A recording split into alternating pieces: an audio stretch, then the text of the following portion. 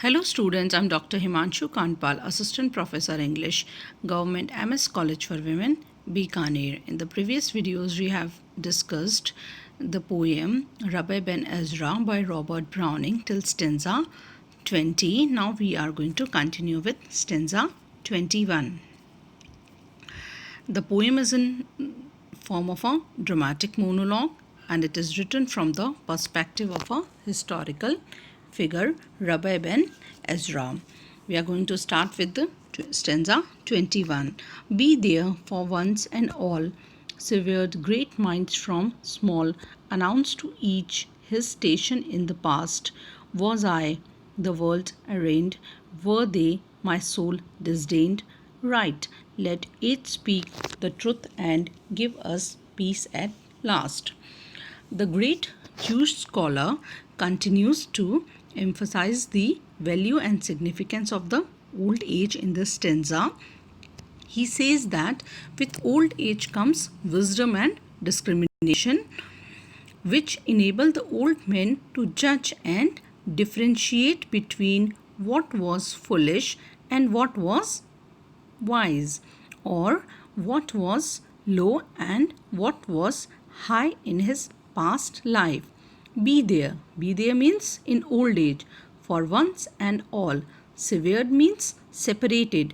Great minds from small. Announce to each his station in the past. To each should be assigned its proper place and value. Was I the world arraigned? Were they my soul disdained? Arraigned means criticized, found fault with. Disclaimed means hated. So, in old age, he can correctly evaluate his own past actions as well as those of others. He can announce to each his station in the past. He can assign proper place and value to the actions of his own as well as of those of others and assign to them their proper place and value. Now he can judge for himself whether the world who criticized him or he who looked down with contempt upon the world was right. Was I the world arraigned, criticized? Were they my soul disdained, mean hated? Right. Let each speak the truth and give us peace at last. Speak the truth means pronounce correct judgment. Peace at last means old age is a period of calm and spiritual serenity when all doubts and uncertainties are set at rest. It is a period of reflection, not of action. What we do when we are in old age, that we look at our past actions, whom we criticized and who hated us. He can now form comparative estimate of his own youthful struggles and aspirations, what he aspired in his youth, when he was young, and what troubles came in his way. Old age is not the period of struggle. It is a period of calm and quiet meditation and reflection. We move on to the stanza 22. Now, who shall arbitrate? 10 men love what I hate, shun what I follow, slight what I receive. 10 who in ears and eyes match me, we all surmise. They this thing and I that, whom shall my soul believe? He says that in this paragraph, Rabbi Ben Ezra says that opinions differ widely from person to person.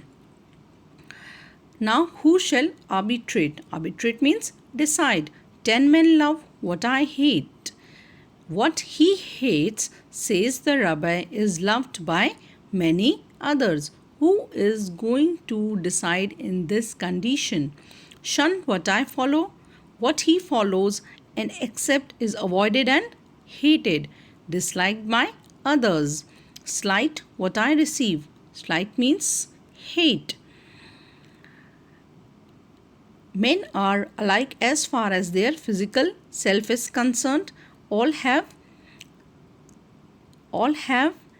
similar eyes and ears and other bodily organs. Slight what I receive.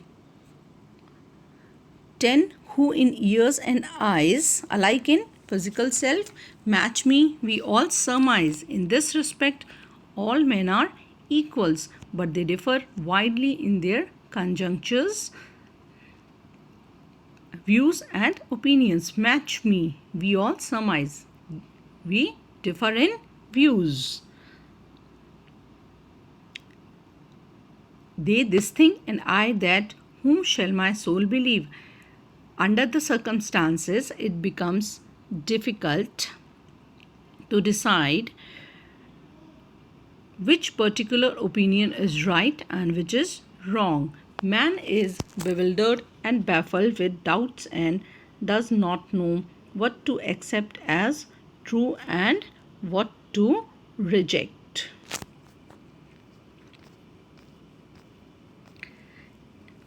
Now we move on to stanza 23rd. Not on the vulgar mass called work must sentence pass, things done that took the eye and had the prize, over which from the level stand the low world laid its hand, found straightway to its mind, could value in a trice. Now Rabbi Ben Ezra says that the worth of a man must not be judged by his gross material activity called work, not on the vulgar mass. Vulgar mass means gross material work or activity which is visible and tangible. Well, called work must sentence pass. Sentence pass means judge. Judgment should not be given on the basis of gross material activity. Such visible and tangible activity is easily noticed by the people and rewarded. Things done must sentence pass, things done that took the eye and had the prize. Took the eye means easily noticed. Had the prize means were rewarded. They were easily noticed.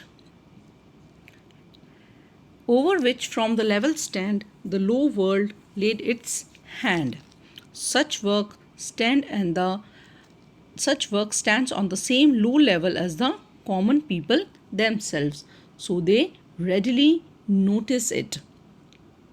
Over which from the level stand the low world laid its hand. Low people readily notice this, found straightway to its mind, and could value in tries. Such work stands on the low level as the common people themselves, so they readily notice it, catch hold of it, accept it, and at once assess its value and significance. What they do? The low people straightaway find such gross work acceptable, it pleases them. Now we move on to the stanza 24. Here he continues the idea of the earlier stanza, but all the world's coarse thumb. The coarse and vulgar people of the world can only measure and assess the tangible and visible achievements of a man.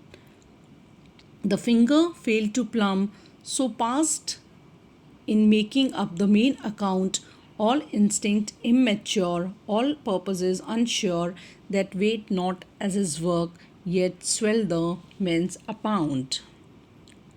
The writer says that, but all the world's coarse thumb, rough and ready methods of evaluation. The coarse and vulgar people of the world can only measure and assess the tangible and visible achievements of a man. And finger fail to plumb. Plumb means fathom. But these coarse and vulgar people, with their rough and ready method of estimating the worth of person, fail to fathom the hidden motives, impulses, and instinct which cause and inspire the outward action of men. The hidden motives which inspire outward action of men.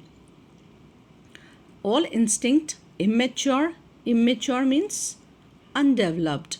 All purposes unsure that wait not as his work, not valued as his work, yet swell the man's amount. Yet swell the man's amount. Increase his credit with God. God does not ignore him, that wait not as his work, yet sell the man's amount. They pass them over in the preoccupation with their material and gross work. Undeveloped instinct, doubt, and uncertainties which trouble the soul are not considered by the world as of any worth at all. People pass judgment on the basis of the work done, but they do not look what troubles, what doubts and uncertainties which trouble the soul, what man has passed through in accomplishing that task. He has given his body and soul to the task. Low kind of people, they do not notice this and pass the judgment on the basis of the work that is clearly visible, not the amount of the labor that has gone unrecognized. So, no importance is attached to them in this world, but such doubts and uncertainties. The hidden motives and impulses are the real indications of the nobility and worth of the soul that not weighed as work, yet swell the men's amount. The world may not value them, but they are valued highly by the God. Not were not valued by the world. Swelled account, it means increase his credit, yet swell the men's account, increase his credit with God. God does not ignore what a person has passed through. As the other people pass the judgment on the basis of the work done, they do not look at look at the problems and the troubles faced by the soul, but God is someone who does not ignore them, and the person's credit, his hard work, is judged by God, and it increases his credit with God. Now we move on to the stanza 25. Thoughts hardly to be packed into a narrow act, fancies that broke through language and escaped. All I could never be, all men ignored in me, this I was worth to God, whose wheel the picture shaped.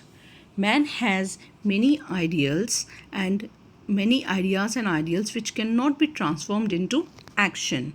It happens with every human being that we have many ideas and ideals in our heart, but they cannot be transformed. Thoughts hardly to be pegged. To be pegged means they are hardly to be transformed into action, into a narrow act.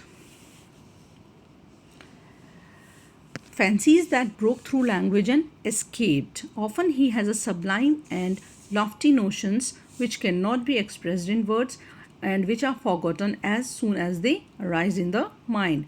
Man has many aspirations and ambitions which, however, he fails to achieve. He fails to live up to his own ideals. Fancies that broke through language, aspirations, broke through language and escaped, failed to express. Such noble ideas and ideals are ignored by the vulgar and foolish people of the world. All I could never be, all men ignored in me. There were many kind of aspiration in the heart of a man, but he is not able to transform them into action. And these things are easily noticed by the foolish people, and they pass the judgment on the basis of this, But Rabbi Ben Ezra says that God judges the worth of a man by such unrealized ideas and ideals. This I was worth to God, whose wheel the picture shaped. Here the poet compares human life and destiny to a pitcher and God to a potter, whose wheel the pitcher shaped. It is God who molds. God is destined to a pitcher and God is a potter. It is God who molds human destiny as a potter molds a pitcher. As long as we are in the hands of God, He is going to shape our destiny. Hence, men should care for the judgment of God, not that of men. So, Rabbi Ben Ezra feels that as long as God is the potter and the human beings are the pitcher, as long as God is the potter, we should feel safe, as God is responsible for molding the human destiny. What we are going to face in our lives, the troubles, the things that we aspire for, God has planned for us. He is looking at our lives, and what we are doing, that should be that should be recognized by God, whose hands men should, in the end, what a man should care, he should care for the judgment of God and not that of a man. It means, like, I repeat the lines of the previous stanza, that he should increase his credit with God, not with that of man. Now we move on to the stanza 26. Note that potter's wheel, that metaphor, and feel why time spins fast, why passive lies are clay, thou to whom fools propound when the wine makes it round, since life fleets, all is changed, the past gone, cease today. The metaphor of the potter. The metaphor of the potter means God is, in the previous stanza, here the poet compares human life and destiny and God to a potter. This metaphor of God to a potter, the metaphor of the potter and his wheel used in the previous stanza is continued in this stanza. The great rabbi asks us to note the metaphor in which God is represented as the potter. Metaphor is an implied comparison between two things. Is represented as the potter, time is represented as this revolving wheel, and man's soul as passive clay. Then feel why time spins so fast, why passive lies are clay, why passive lies are the image of a potter wheel recurs frequently in the from where he is taken. This image frequently reoccurs in the Bible. In this image, the potter is God, the wheel is time, and the pitcher is man. Passive here means why passive lies are clay. Passive means immovable and inactive and also helpless.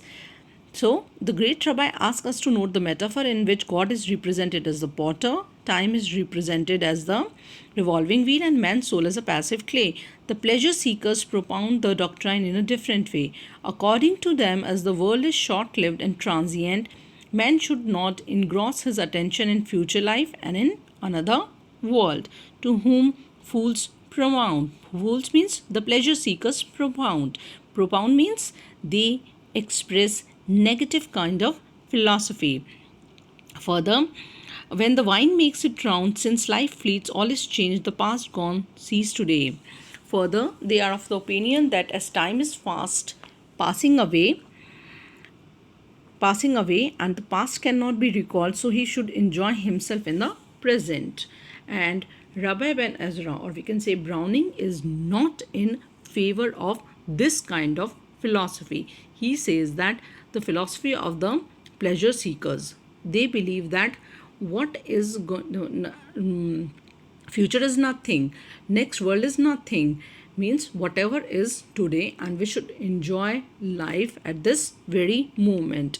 But Rabbi Ben Ezra negates the thing. He says that the speaker regards such philosophy as propounded by fools. Okay, the reference here is to the view of the poets like Omar Khayyam. Browning is critical of such foolish philosophies.